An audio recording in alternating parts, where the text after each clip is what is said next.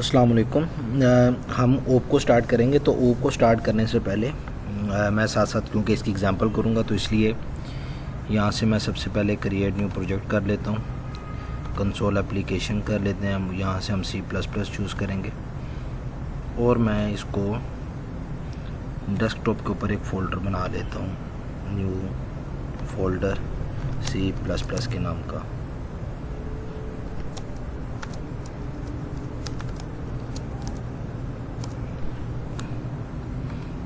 उसको हम सिलेक्ट कर लेते हैं और प्रोजेक्ट का जो फाइल नेम है वो हम कर देते हैं जी क्लास।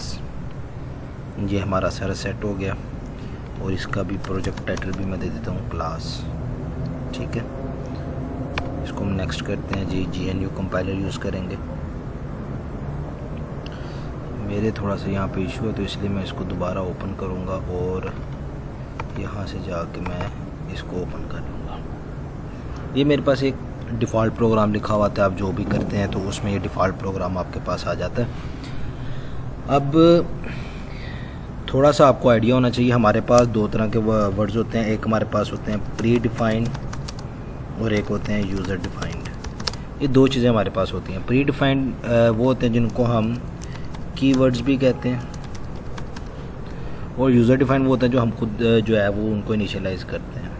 प्री डिफाइंड के अंदर आपका जिस तरह ये इंट है, आपका फ्लोट है, आपका करैक्टर है, इस तरह के जो वर्ड्स आप यूज़ करते हैं, फोर हो गया, वाइल हो गया, ये हमारे सारे प्री डिफाइंड होते हैं। इसी तरह यूज़र डिफाइंड में आप इंट एक्स कर देते हैं, वाई करते हैं, ये सारे यूज़र डिफाइंड होते हैं। इसी तरह जब आप अपनी एक खुद की डाटा टाइप बनाते हैं तो उसको हम क्या कहते हैं जी, उसको हम कहते हैं क्लास। क्लास के लिए आपको ये समझना ज़रूरी है कि क्लास जो होती है वो सबसे पहले तो मेन फंक्शन के ऊपर डिक्लेयर होती है। यहाँ पर यह आपकी, इसको मैं ज़रा कैप्स लॉक ऑफ कर लूँ, क्लास। इसके बाद यहाँ पे क्लास नेम आता है, सेमीकोलन। यह हम एक अपनी जो हम कह सकते हैं, जिस तरह इंटीजर है हमारे पास, हमें एक डाटा टाइप क्रिएट कर रहे हैं क्लास नेम के नाम से। इंट प्री डिफाइन है, ये क्लास नेम जो होगी ये यूज़र डिफाइन हो गया।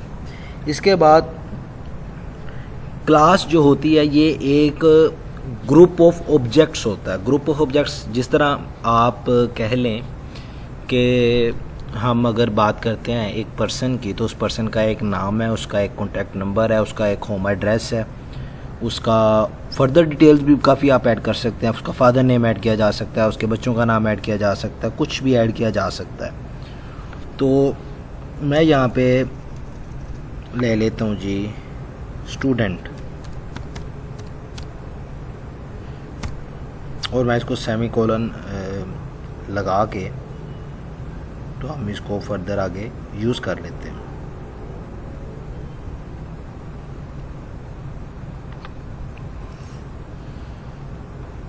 सॉरी, ऐसे, क्योंकि इसके अंदर हमने क्रिएट करना। अब इसके अंदर आपके पास कुछ स्पेसिफायर आएंगे। स्पेसिफायर हमारे पास क्या होते हैं, प्राइवेट कोलन आता है, हमारे पास पब्लिक आता है,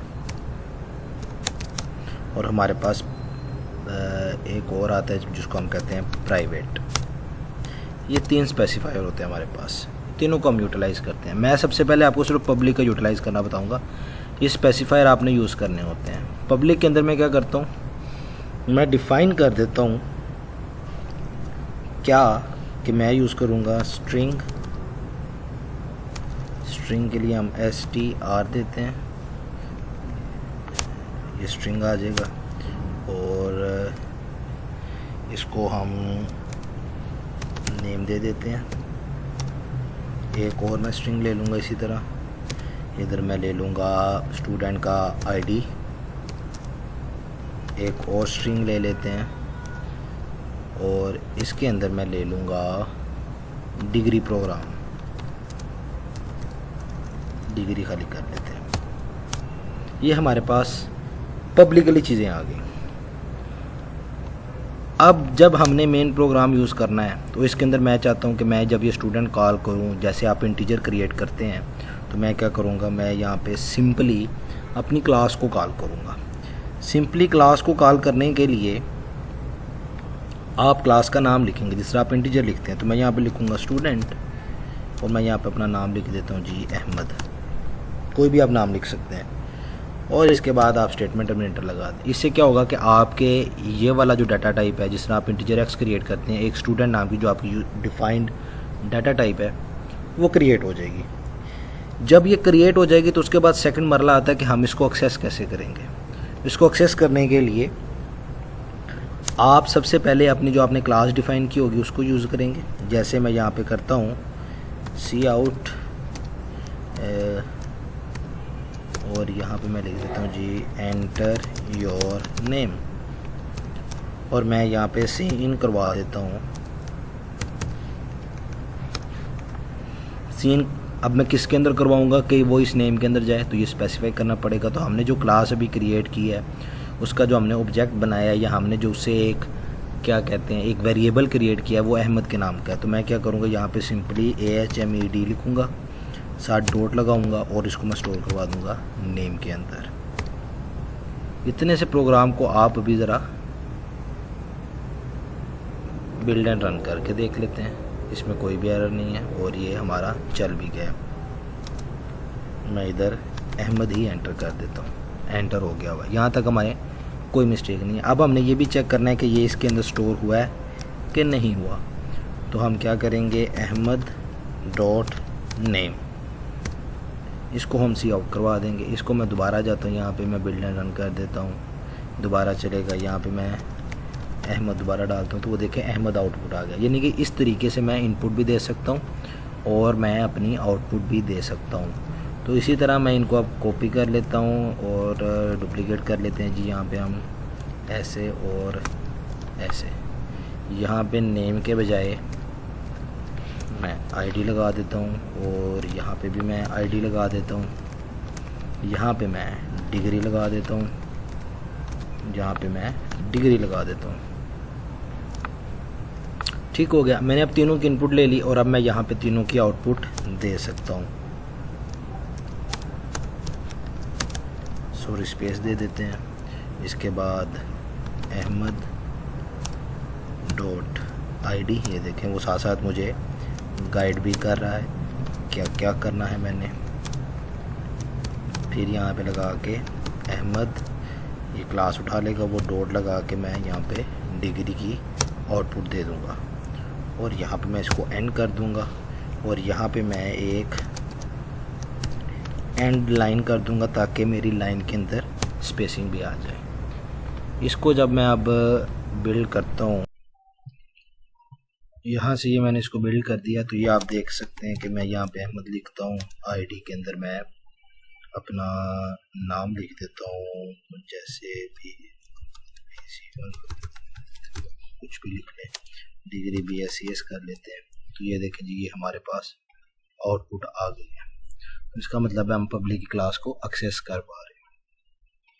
अच्छा जी, अब होता क्या है कि ये जो आपका यूज़र डिफाइंड डाटा टाइप है ये इसके ऑब्जेक्ट है। ऑब्जेक्ट हम इंस्टेंस को कह लेते हैं, एट्रीब्यूट्स को कह लेते हैं। स्टूडेंट जो होता है उसमें नाम, ID, degree, address etcetera etcetera हम चीज़ें यूज़ करते हैं। इन सब चीज़ों को हम स्टूडेंट का एट्रीब्यूट कह सकते हैं, क्लासिफिकेशन कह सकते हैं। जिस तरह कोई कार है तो उसका रंग, उसके टायर्स, उसका इंजन नंबर, ये सारी चीज़ें जो होती हैं ये ऑब्जेक्ट्स में आती हैं। तो जैसे ही आप ये स्टूडेंट की क्लास क्रिएट करते हैं तो ऑटोमेटिकली ये जो तीन इंजन जो आपने स्ट्रिंग्स क्रिएट की हुई हैं, जो डाटा टाइप्स क्रिएट की हुई हैं या 5, 10, 15 की हुई हैं, वो ऑटोमेटिकली क्रिएट हो जाती हैं। तो ये होता है हमारे पास पब्लिक का मेथड। लेकिन अगर मैं इसको पब्लिक के ज़रिए प्राइवेट कर देता हूँ, अब अगर मैं इसको करूँगा तो ये मुझे एरर दे देगा क्योंकि उसको ये चीज़ नहीं मिल रही। अगर मैं इसको किसी तरीके से रिजोल्व करूँगा उसको ये नहीं मिलेगा, ये नहीं मिलेगा, ये सारा जगह पे यानी कि वो एरर देगा क्योंकि ये मैंने प्राइवेट कर दिया। तो अब ये जो तीन मेरे वेरिएबल्स क्रिएट किए हुए हैं इनको एक्सेस करने के लिए मुझे यहाँ पे पब्लिक की क्लास बनानी पड़ेगी। पब्लिक की क्लास बनाने के बाद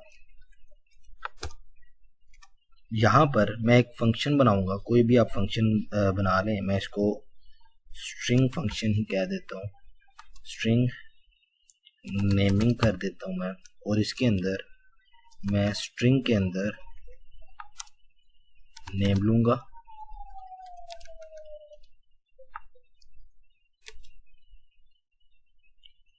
स्ट्रिंग के अंदर मैं आईडी लूँगा और स्ट्रिंग के अंदर मैं अपनी क्या कहते हैं जी डिग्री भी लूँगा।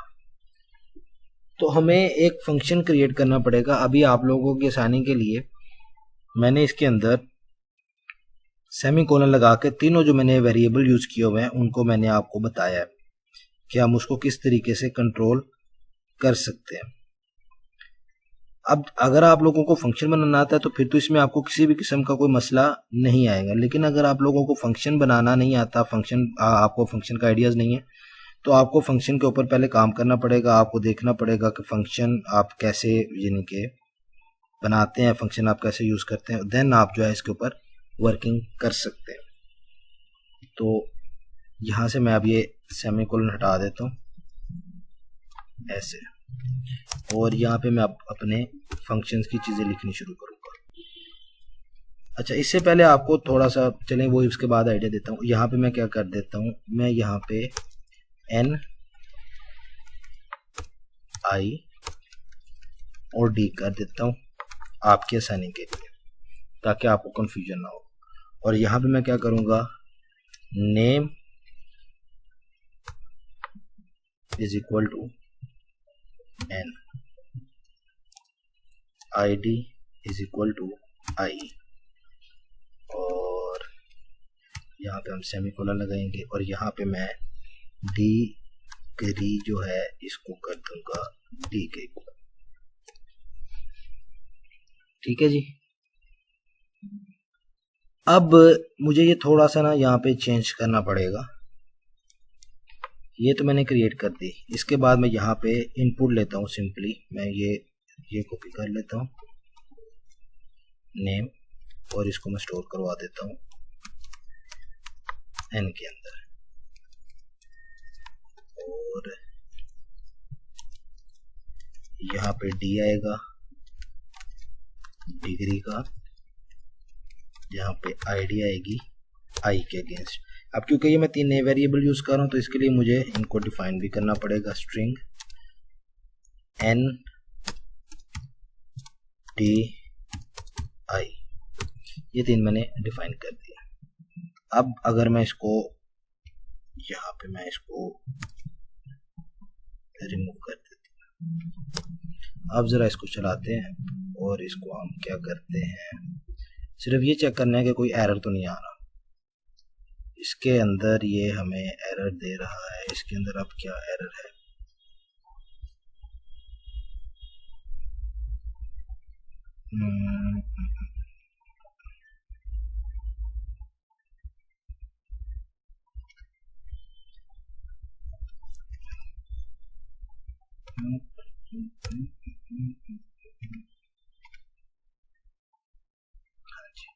ये देखें जी, अब वो आपसे पूछने लग गया। यहाँ पे मैं ये लिख देता हूँ,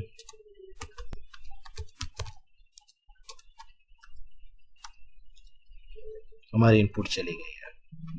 अब एक तरीका है कि आप इसी फंक्शन के अंदर सी आउट करवा दें। सी आउट आप क्या करवाएंगे, नेम आईडी डिग्री, तो ये आपका चल जाएगा।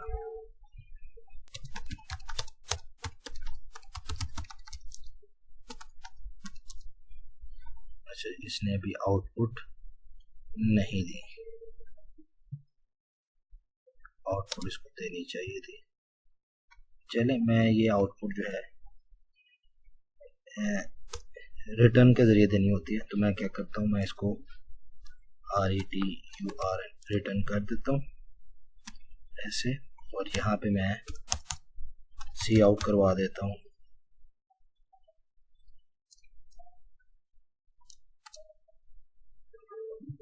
अच्छा जी, इस पे मुझे अब चेक करना पड़ेगा, चलें कर लेते हैं। यहाँ पे ये आउटपुट नहीं आएगी क्योंकि मैं ये नेम आईडी और डिग्री को यहाँ पे डायरेक्ट एक्सेस नहीं कर पाऊंगा, तो मुझे यहीं पे सी आउट देनी पड़ेगी, सी आउट नेम, और ये चलना चाहिए।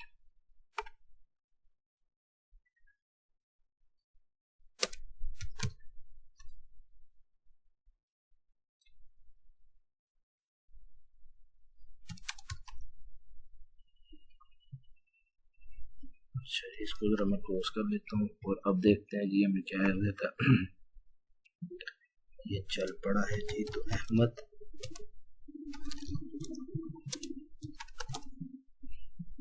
आउटपुट हमारे पास नहीं आई।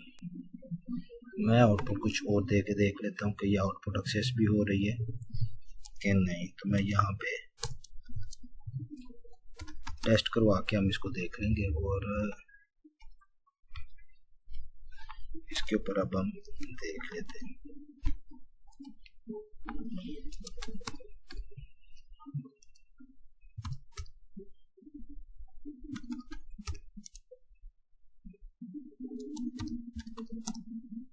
नहीं, सी आउट को एक्सेप्ट ही नहीं कर रहा। तो हम अभी इसको देख लेते हैं कि इसको क्या इशू है। स्ट्रिंग नेम सब कुछ ठीक है।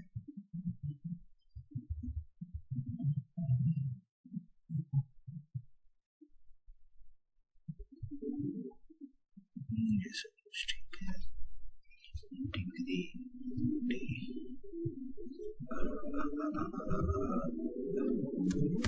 ये ऐसे ये मिस्टेक है हमारी।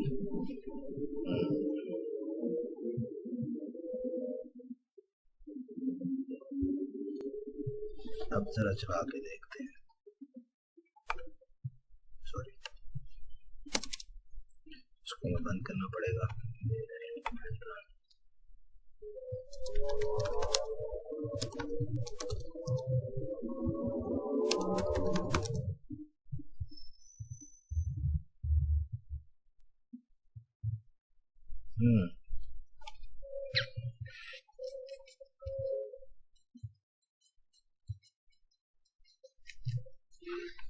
मैंने इस फंक्शन को कॉल ही नहीं किया हुआ। मैं इनके अंदर अपना डाटा स्टोर करवा रहा हूँ और इस फंक्शन को मैंने कॉल नहीं किया हुआ, जो मेरी की सबसे बड़ी गलती है। तो यहाँ पे मैं क्या करूँगा, मैं फंक्शन को कॉल करता हूँ सी आउट और हम क्या करेंगे नेमिंग, और इसके अंदर हम क्या देंगे NID, स्पेस कर लेते हैं इसके बीच में और इसको हम ऐसे कर देते हैं। अब ये फंक्शन कॉल होगा, फिर ये हमारा टेस्ट चलेगा। तो अब इसको हम करके देख देते हैं। अच्छा, अब नेमिंग डायरेक्ट नहीं चलेगा, उसके लिए मुझे स्टूडेंट की क्लास देनी पड़ेगी ahmed.naming। अच्छा, अब हम इसको रन करते हैं। तो अब आपका जो है ये सही चलेगा।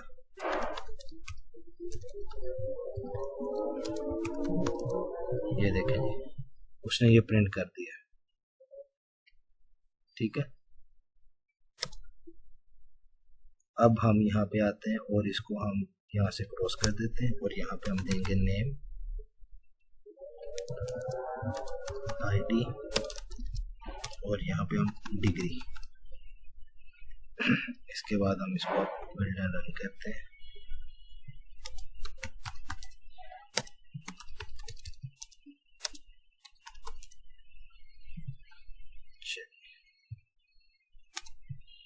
और यहाँ पे हम रिटर्न भी लगा देते हैं क्योंकि उसको रिटर्न नहीं मिल रहा। ठीक है जी, और इसको हम बिल्डर रन कर लेते हैं।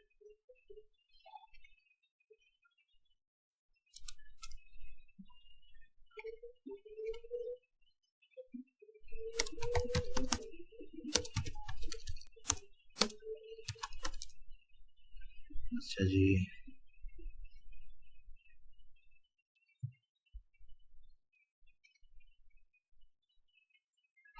और यहाँ पे हम कॉल ये भी कर सकते हैं जी नेम ID। ये एरर इसी जगह पे आ रहा है, तो इसको ओवरकम करने के लिए मैं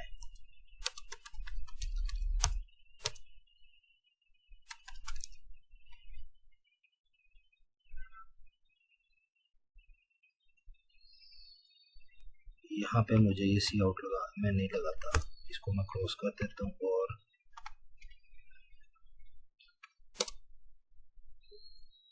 अब मैं इसको बिल्ड एंड रन करता हूँ।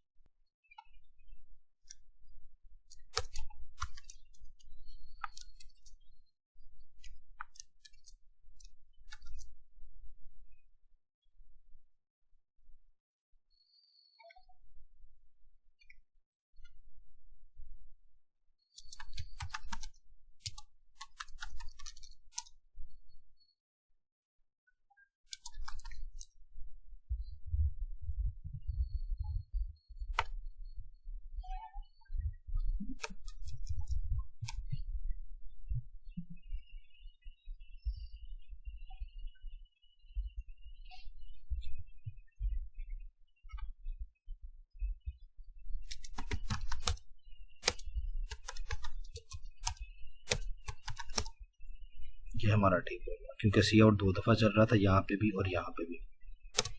अच्छा जी, अब थोड़ा इसको समझ लेते हैं। ये मैंने 3 ऑब्जेक्ट क्रिएट किए किसके, स्टूडेंट क्लास के।